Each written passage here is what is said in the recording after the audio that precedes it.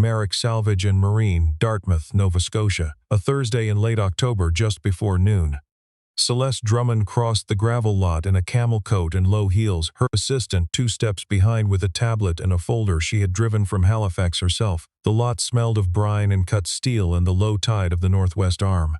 Ahead of her, a man in patched coveralls was crouched beside an overturned hull section, running a gloved hand along the weld seam. He did not look up when her car door had closed. He had heard it. He simply kept moving his hand along the steel. She stopped 3 feet from him. Her assistant stopped behind her. "This facility does not meet Drummond Marine's current partnership criteria, Mr. Merrick." She looked at the rusted crane, the stacked hull plates, the chain-link fence strung with orange buoys bleached pale by Atlantic winters. "I think you already know why we came in person rather than sending a letter." The man stood. He was taller than she had expected from the file. He pulled off one glove and held the other, loosely. He looked at her once, not with anger, not with anything she could name easily. "Thank you for the drive, Miss Drummond." That was all he said. He put the glove back on and went back to the hull. She turned and walked toward her car. Her assistant fell into step beside her. Neither of them spoke until they reached the road. On the McDonald Bridge that afternoon, sitting in Halifax traffic with her briefcase on the passenger seat, Celeste Drummond looked out at the harbor. A container ship was making slow progress toward the mouth. She did not think about the salvage yard. She thought about the way the man had looked at the hull section after she left, the way a person looks at something they have been looking at for years and intend to keep looking at. She did not know then what she had left behind her on that gravel. Liam Merrick locked the yard gate at 5 and drove the truck east along Shore Road to Westfall. The October light was already low and orange over the spruce trees. He pulled into the school parking lot 4 minutes before the bell and left the engine running against the cold. Hazel came out in her red jacket with her backpack bouncing and a library book held against her chest with both arms, the way she carried everything she cared about, pressed close. She climbed into the cab and pulled the door shut with both hands. "A lady came to the yard today, Daddy." He looked at her. She was settling the book on her lap, smoothing the cover with her palm. "Did she? She had a really nice coat." Hazel considered this. Was she important? "She thinks so." Hazel opened the book to the first page. She was looking at a photograph of a harbor seal on a rock. She studied it with the complete attention she gave to things she found worth studying. "What's our yard for, Daddy?" Liam pulled out onto Shore Road and drove. He thought for a moment. "It's for ships that are done being what they were. We figure out what they can still be." Hazel looked at the seal photograph. She did not answer right away, the way she never answered right away when something needed to settle first. "That's a good thing to be for." He agreed that it was. They stopped at the yard on the way home so he could sign off on a late delivery. Hazel walked along the fence line with her library book still pressed to her chest, looking through the chain link at the stacked hull sections and the coiled line and the blocks of salvaged brass glowing dull gold in the low light. She found a small hinge plate in the gravel near the gate. She turned it over in her fingers and put it in her jacket pocket without explanation. She did not notice the business card that had been wedged into the gate latch.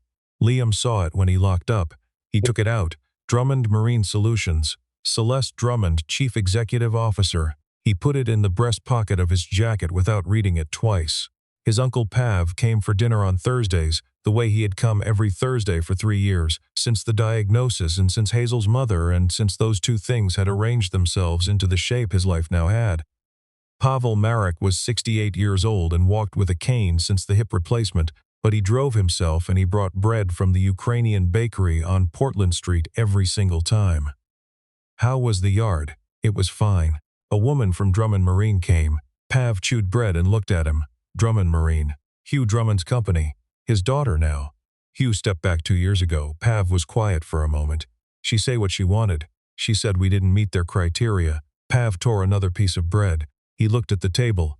People see the sign on the gate and they stop reading after the word salvage. Liam did not answer. He cut another serving onto Hazel's plate and set it in front of her.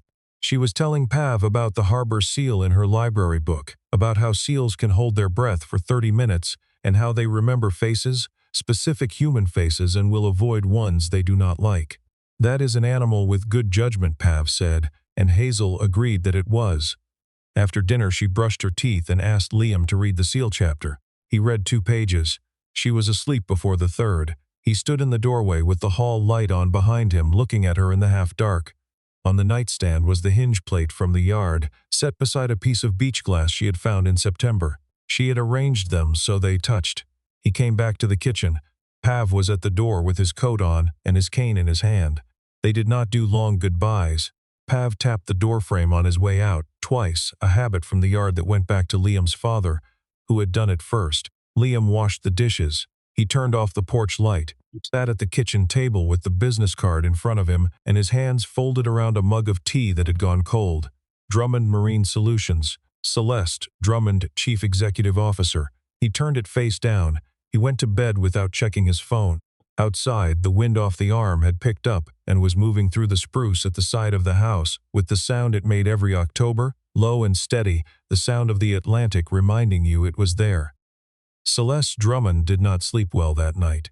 She was at her desk at Drummond Marine's Halifax office by 7 the next morning, with a folder open in front of her and a coffee she had not touched. Her father had raised her with a specific belief. If you turn a person down for a contract, you turn them down to their face and you do not leave the conversation feeling as though you handled it correctly unless you actually did. She had not handled it correctly. She drove back to Dartmouth the next morning. The yard gate was open. She parked on the gravel and walked across to the office. Liam Merrick was at the back fence running chalk lines on a section of hull plating.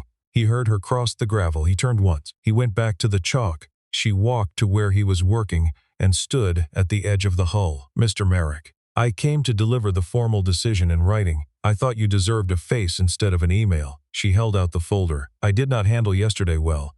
He took the folder. He did not open it. He set it on the edge of the hull plating. Thank you for coming back, Miss Drummond. She had expected more than that. Most people gave her more than that, one way or another. He simply picked up the chalk and looked at the next line he needed to mark. At 9:45, a dark blue government SUV came through the open gate and parked beside her car. A woman in a dark suit stepped out, then a second woman in service dress uniform with insignia. Celeste did not immediately read at this distance. The uniformed woman walked across the gravel at a steady, unhurried pace. She passed Celeste without looking at her. She stopped in front of Liam Merrick and stood straight. Chief Petty Officer Merrick. She said it the way people say names they have known a long time. It has been 3 years. Liam had set the chalk down. He peeled off his work gloves one at a time and laid them on the hull plate. He did not salute.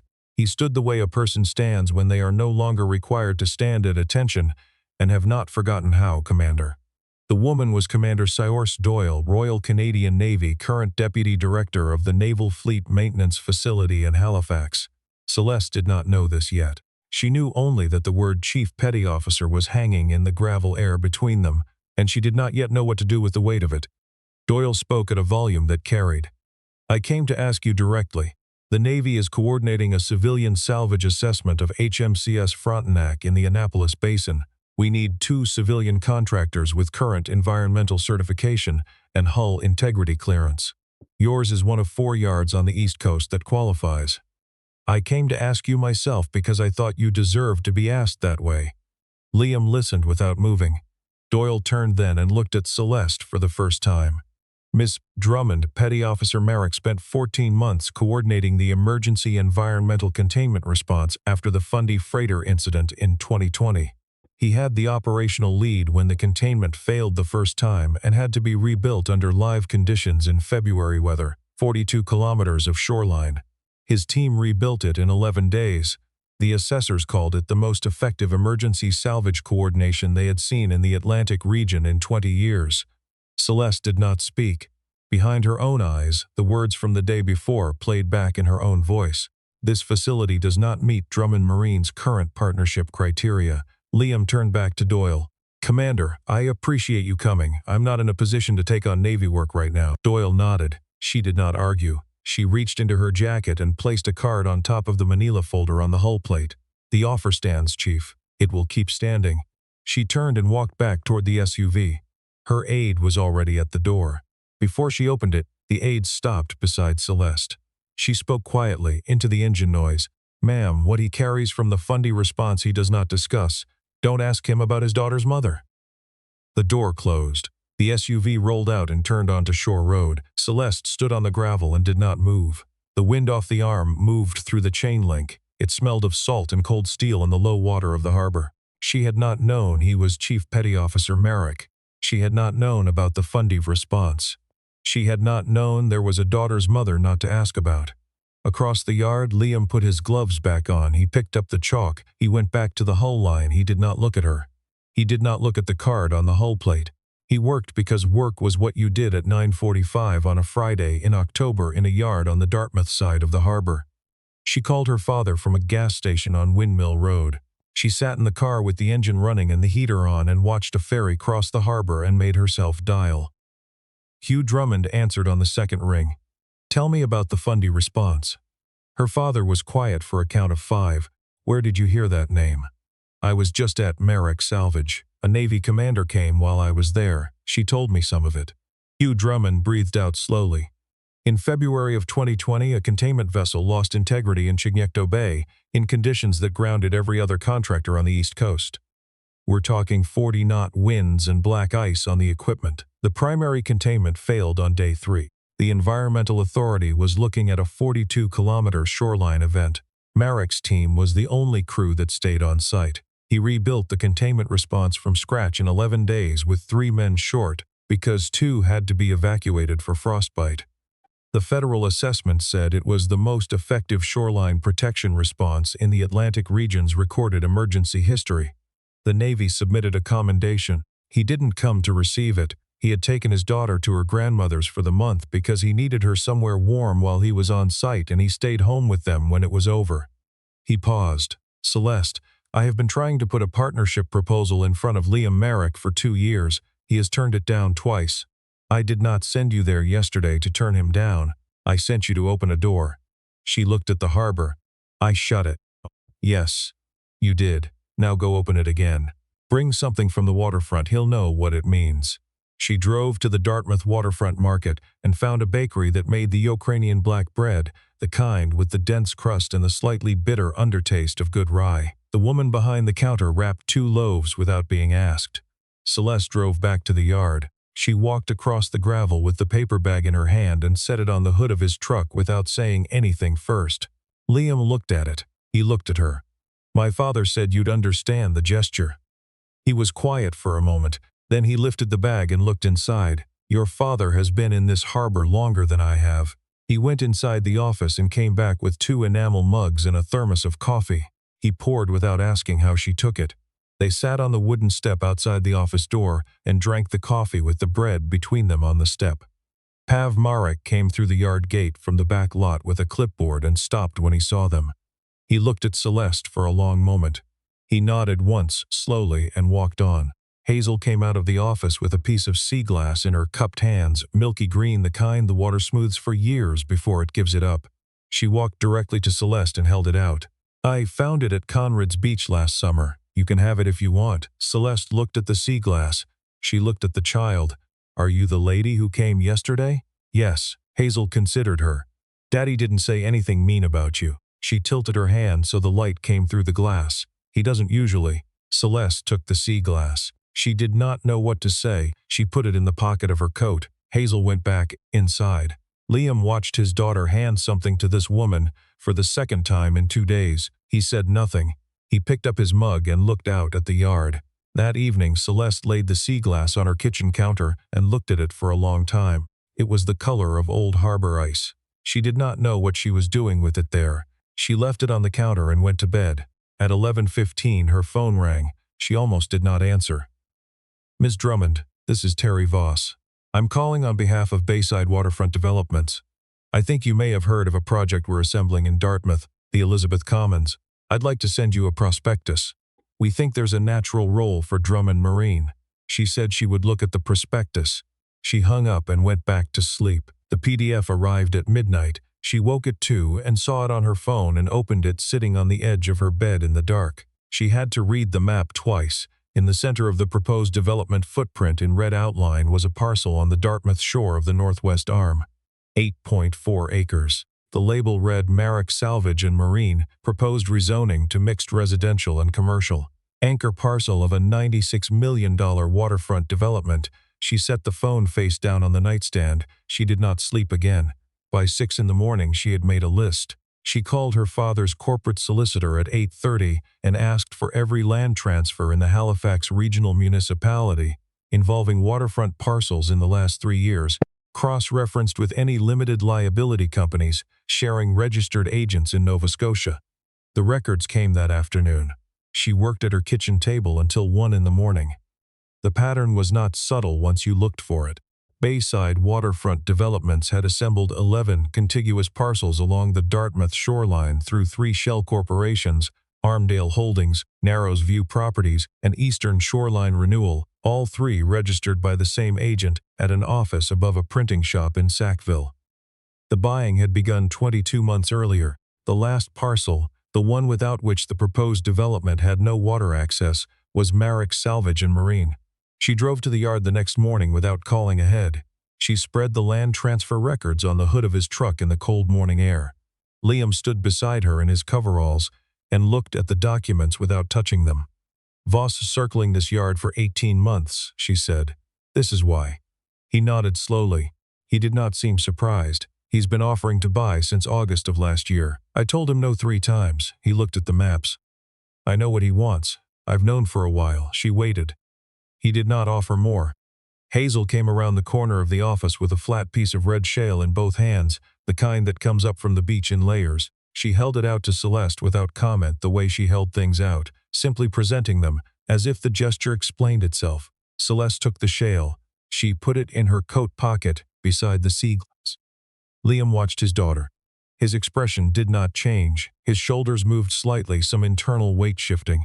Commander Doyle's aide came to the yard that afternoon with a foil-covered casserole dish from Doyle's kitchen, lentil and ham, for Pav's dinner. She set it on the office shelf, said hello to Hazel, and on her way out caught Liam at the gate.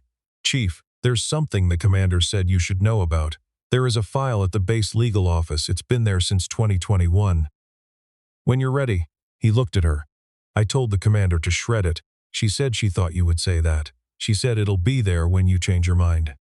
The aide got in her car and drove out. Liam stood at the gatepost with one hand on the chain link and watched the car go. Hazel called from inside the office that she had finished her homework. He called back that he was coming. Celeste took the shale out of her pocket that night and set it next to the sea glass on her kitchen counter. 2 pieces of something. She looked at them for a long time before she went to bed.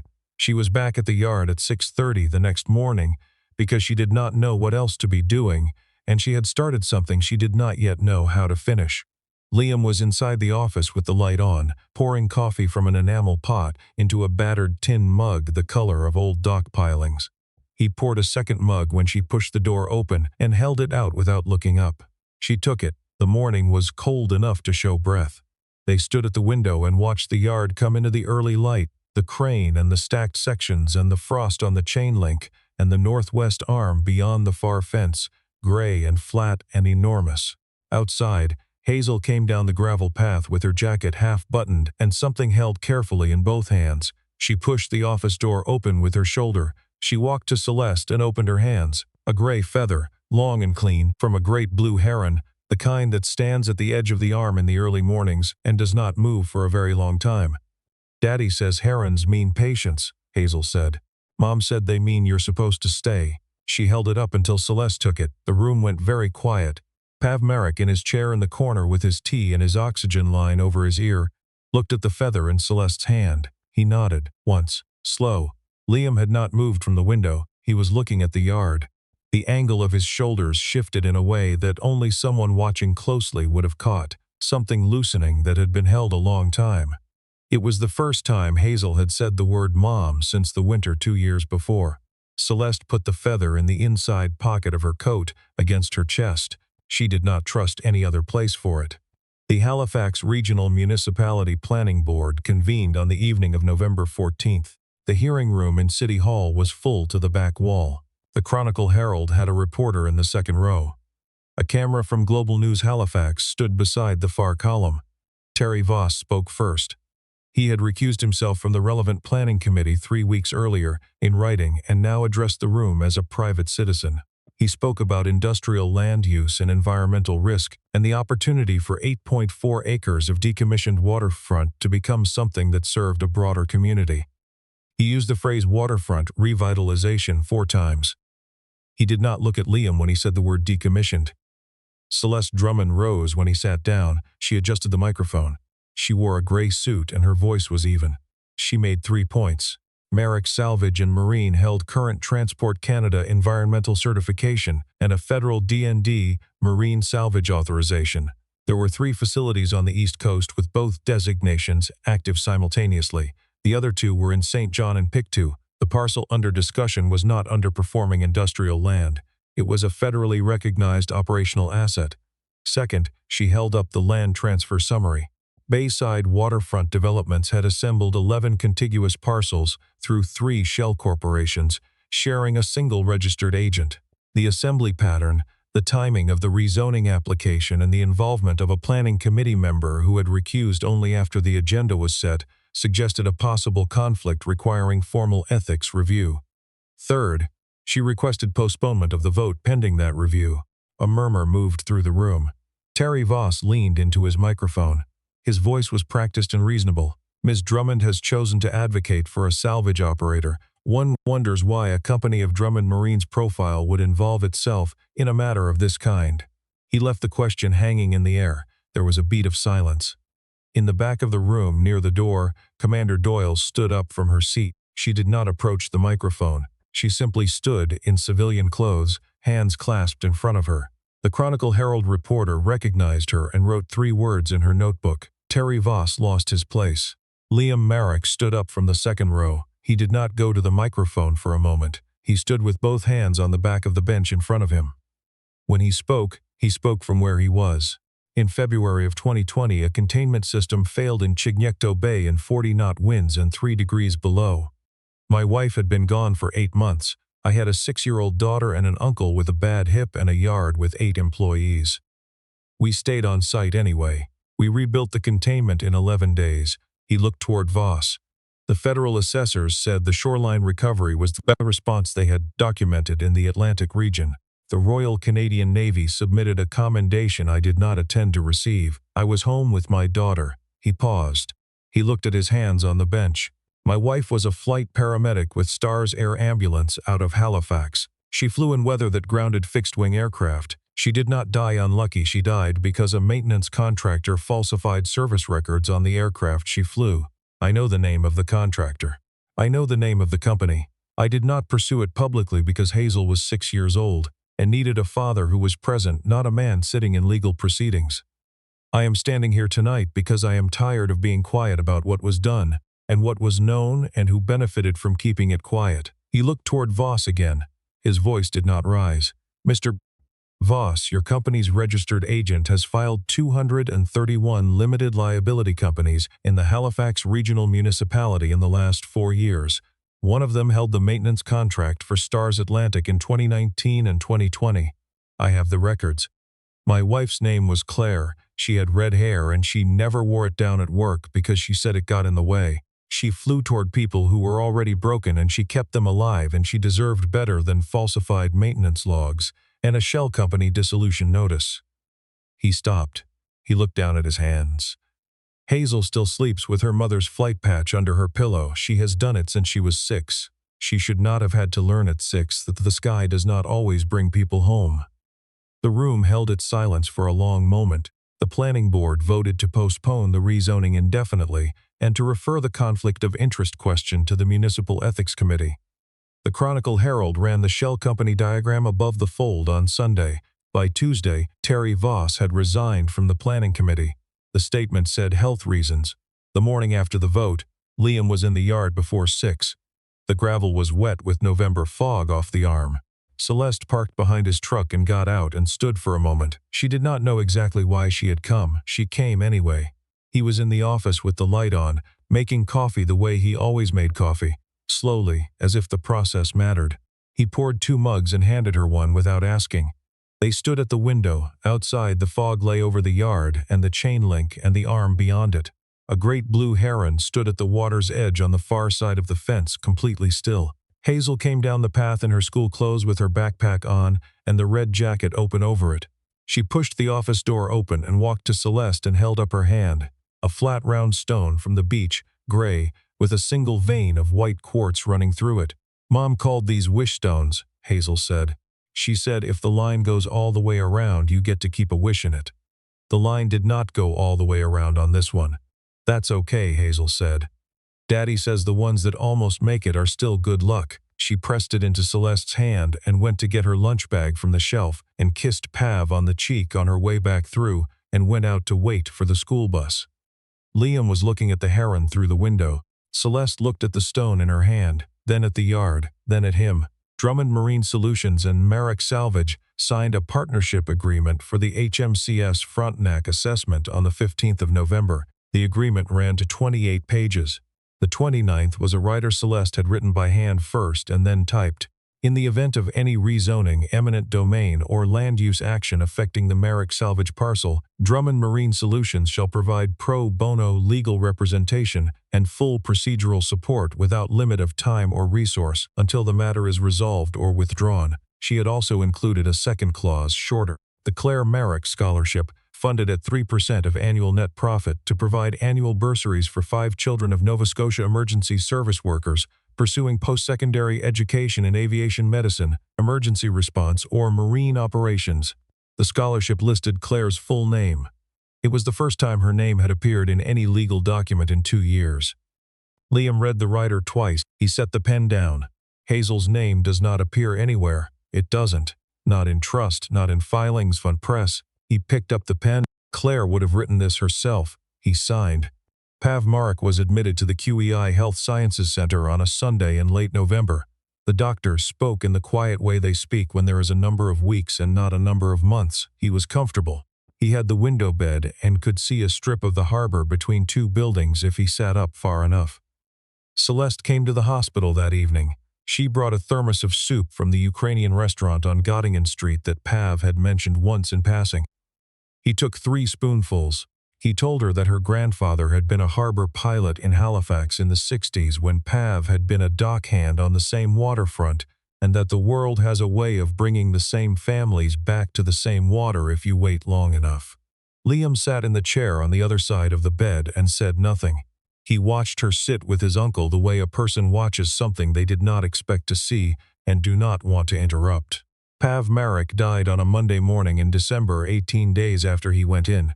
It was the quiet kind of dying that has had time to settle into itself. The service was at St. Michael's on Gottingen Street. The church was small and packed. Commander Doyle sat 3 rows from the front in civilian clothes, the aide beside her. Hugh Drummond came from his house in the South End and stood at the back beside his daughter. After the burial in the parking lot behind the church, Hugh Drummond walked over to Liam and held out his hand. They shook. "Chief, sir." That was the whole of it. It was enough. Pav's will was 2 pages, handwritten, witnessed by his doctor and the hospital chaplain. It transferred Merrick Salvage and Marine in full to Liam, including the yard, the cranes, the 8 acres on the arm, the books in the desk, the framed photograph on the office wall showing Liam's father and Pav side by side on the dock in 1981, both of them looking at the camera, like men who are not used to being looked at and are doing their best. A Friday evening in late January, cold clear, the kind of Halifax cold that has teeth in it. The Doyle family came to dinner. The aide brought her 2 kids. Pav's neighbor, who had shoveled the yard walk all winter without being asked, came with her husband and a pie. Celeste came with nothing because she had been asked, not assembled. Hazel fell asleep on the sofa after dessert with the heron feather held in her fist and the wish stone balanced on her knee. The aide carried her own kids out to the car. Pav's neighbor hugged Celeste at the door for 2 seconds longer than a first acquaintance would. Celeste stayed to wash dishes. Liam dried. They did not talk much. The water ran. The light over the sink buzzed with that particular frequency of old fluorescent bulbs. She handed him a plate. He dried it and set it on the rack. She handed him another. The pile went down in a rhythm that neither of them had planned or practiced. When the last mug was done, she reached into her coat pocket and set the gray heron feather on the windowsill above the sink. She had been carrying it there since the morning Hazel gave it to her. It curved slightly in the warmth from the window. It was not a declaration. It was a kitchen. It was enough for now. 6 weeks later, in the second week of March, the ice was going out of the arm in slow gray sheets. The light in the afternoons had begun to stay a little longer, the particular way it stays longer in the Maritimes, cautiously, as if it is not yet certain it is welcome. Celeste drove to the yard on a Saturday with no plan and sneakers instead of her work shoes. She parked and walked through the gate without calling first. She did not need to anymore. Liam was at the dock at the back of the yard, where the gravel gave way to the old plank walkway over the water. Hazel stood beside him. He had a length of line in his hand and was showing her how to tie a bowline. Rabbit comes out of the hole, around the tree, back down the hole. Hazel got it wrong the first time. He showed her once more. She got it right. She held it up with both hands and her whole face was the knot. He untied it and handed it back. She tied it again, faster, and held it up. He nodded. She tied it a third time. He looked up and saw at the edge of the planks. He held out his hand. She walked over. The three of them went to the end of the dock. Low tide afternoon, the arm going still in silver, a great blue heron stood on the ice shelf at the far shore, motionless. Hazel ran ahead to look at the ice edge. Liam stood beside Celeste. He looked across the water. "You told me this facility didn't meet Drummond Marine's criteria." She did not answer right away. "I was wrong about what I was looking for." He let the silence sit the way he let most things sit, without hurrying it. After a while he reached out and touched the back of her hand with the back of his. Just that. The lightest possible contact, the smallest possible consent. Down on the ice shelf, Hazel had found something, a shell or a stone, and was holding it up toward the light, trying to see through it. The heron on the far shore had not moved. It stood the way herons stand when they have decided to stay, completely still, and patient, and watching the water with the specific attention of something that knows exactly what it is waiting for.